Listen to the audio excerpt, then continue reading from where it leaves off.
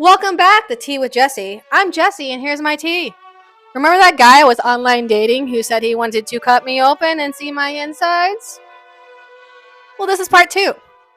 The next day, we go hiking. It gets worse. I know what you're thinking. That's a really smart idea to do with somebody who's a potential psychopath. So, this guy tells me to put my phone into airplane mode so I don't get roaming charges. Oh, he is so considerate. I, of course, at this point am like, we are not hiking out in the middle of nowhere. This is a red flag. So I say out loud, oh no, I can't do that. My mom's actually tracking me right now. She always does that for dates. If I was to suddenly put my phone into airplane mode, she would notice. So every little bit of the hike, I was giving updates to my mom. Oh, look, Mom, a waterfall. I'm currently here. Love you. And letting him know. People at this point always ask, why didn't you just run away, Jesse? I was in his car and I was 5 hours away from home.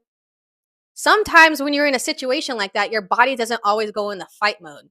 My body went into be smart, be aware, let people know where you are, and stay safe. Don't let him know that he's a freaking psychopath. Things at this point were also starting to stack up. This guy was sending out red flags faster than candy from a van.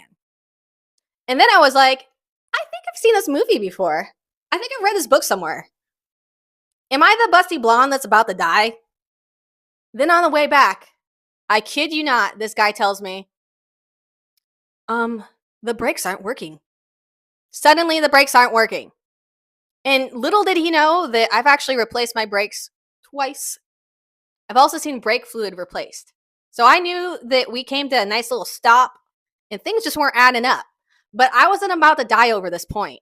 After all, I was here to win the war, not the individual battle. So I immediately start calling tow companies and mechanics. Then I call up my mom and I'm like, hey mom, yeah, we're kind of broken down right now. Yeah, this is my location. I just called because I knew that you would notice that I was suddenly stopped for a long period of time. And you might get worried. And then magically, the brakes start working again. Crazy, right? Crazy. People ask me how I dealt with this later on, and I'll tell you.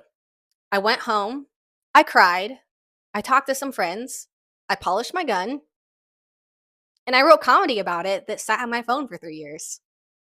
And please subscribe and like so that mommy can get some more tea money. That'd be great.